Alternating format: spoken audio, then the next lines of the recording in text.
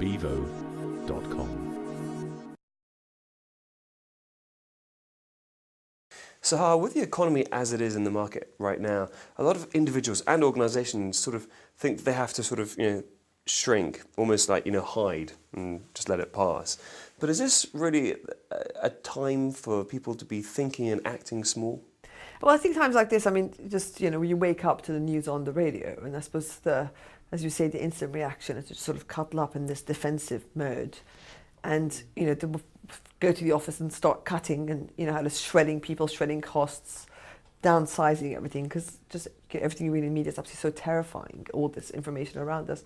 And I think that's just sort of too much short-term thinking. I mean, what I would say as an entrepreneur is so many great businesses start up during a recession. It's actually such a great opportunity in a way. I mean, all, from Amazon to Google and everything like that, these people started a recession. And funny enough, that downturn is a really good time to start looking more inside at your business, getting to see what your real values are. In the upturn, everyone's so busy and it's just all going so well for everyone. But once you start looking at your business, then you see the gaps much closely. You're not spoiled by so much money. And I think sometimes success, as I said, the sort of heaviness of success, it almost kind of cushions you from the realities, from what your business is really about. So once slightly that kind of cushion of success has stripped off, you then go down to the bare basics of what your business needs. You end up doing bootstrapping, which is what entrepreneurs do. This sort of idea of, money is a poor substitute for creativity. If you bootstrap, you often find much better ways of doing things. You act more innovatively. And this is everyone ends up bootstrapping. And somehow when you're short of money, you become more creative. It's really extraordinary. By definition, because you have to find a better, easier, cheaper way of doing things. So I think there's a lot of opportunities. Opportunity costs become much lower when you in this downturn, so you can experiment more. You've got more time to experiment. So I think rather than looking outside your competitors, you start looking in and really getting to the bare basic. You sort of almost, every business goes back to the kitchen table, proverbially, I think, in a downturn. There's a great opportunity, and I think it would be such a pity if everyone just panicked, because that, it's what you've got to fear is fear itself, really, would be very much the thing. So I think instead of that sort of knee-jerk short-term reaction, yeah, you want to cut fat, but you just want to keep the core there, and you want to think, what, this is a good opportunity, things are slower, I can go under the radar, and when the next boom comes out, I'll be ahead. And that's how you've got to look at it. It's almost for me, a recession is preparing for the next boom, in a way. That's a great way of looking at it. Yeah. So sort of the habits that you create now, because of the fact you haven't got a lot of money, are good habits to take you through into the uptime later on. Exactly, because I think success and money bring bad habits. They bring back habits to people, they bring back habits to business as well. And once that sort of kind of veneer of success and that, the money flowing has stopped in a way, if you've got a good business, then you go back to the basics. You bootstrap, the people are committed, everyone becomes more creative, you get more switched on, that makes it more, and you experiment more. And then in this time as well, as you find the gaps more, because obviously there's more movement in your market, because some competitors will go out of business. So there's when the gaps come, in a way.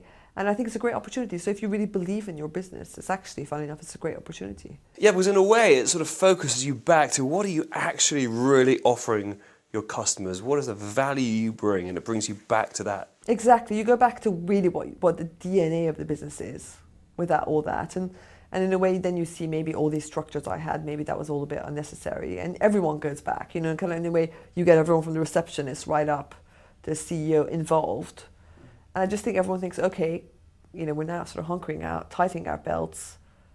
Let's have fun here and let's do stuff. And create money is such a poor substitute for creativity. So you can do you can do things you can find much better way of doing things by bootstrapping. And I think I always say corporations never bootstrap, and I think a recession forces corporations to bootstrap. I know you talk about it in your book, but can you just give us a definition of what is bootstrapping in corporations? Exactly. Bootstrapping is what entrepreneurs do. It's sort of somehow, if you can't find a way, you make a way. If you can't, making 2 + 3 = 5 somehow. So if I was giving my bootstrapping solutions, it's, for example, sort of instead of spending a whole load of money paying designers to design your logo and then they come back with a result, you have a smaller designer, works with everyone in your company, so everyone else comes up with ideas. So you're not shifting all that money to another company that just does it, doing focus groups. It becomes more internal. Therefore you become more customer focused. For me, bootstrapping for Coffee Republic was, I remember, I'm just trying to think what we did was, yeah, I mean, you know, we were looking for trained employees at that time, and we couldn't train them ourselves, so we sort of nicked them from Pret a Manger. They came ready trained. I mean, it's not a very, I'm not very proud of that example story, but that's how entrepreneurs do it. You sort of somehow, you sort of then got ready trained employees. I couldn't find someone to deliver the croissants because no one had amazing croissants and muffins. I ended up delivering them myself. Sort of somehow making 2 + 2 = 5 is what bootstrapping is. You go down to the bare basics. I mean, the first logo we did for Coffee Republic, we spent £450 because there were Bobby and I and this designer were sitting for hours sweating, you know, over this logo. And then as we got bigger, I remember we got a very big company to do the logo. And I just remember, in a way, they were so big that so they didn't really need our involvement. We didn't have all that amazing creative energy, and they just came up with this hundreds of slides and this is your typical customer. And I thought, God, I'm really losing touch. You know, you didn't get to really your bare bones of what the logo is about. And I think somehow you sit around with the company. Everyone's creative. You know, that's what I believe. So if you get everyone around the company and everyone works together and comes up with ideas, you will by definition come up with much better ideas than some dispassionate professional you hire. So this idea of you just become more, you know, in a good way internal and come up with solutions. And those solutions will always be more creative by definition. It's interesting because everything you talk about there is just, you know, really good for leaders to do in an upturn as well. It's sort of, you know, good employee engagement. Exactly. See it as an opportunity. I mean, I see that with Skinny Candy, you know, whereas, if I may say, I'll probably be killed for this, but whereas the CEO things were so well, the share price was so good, the CEO was all busy buying other companies. And when this happened, I kind of thought, oh, great. Now, actually, he can't be busy buying other companies.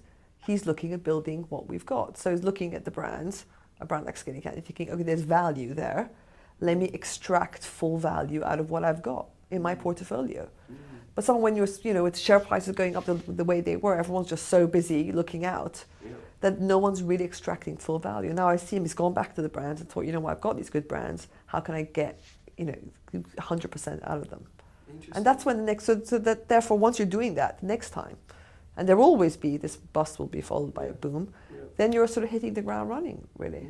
Saha, I just wanted to say that I personally very much enjoyed this interview. It's been great content, very, very interesting. Thank you very much for your time. Thank you, Anthony.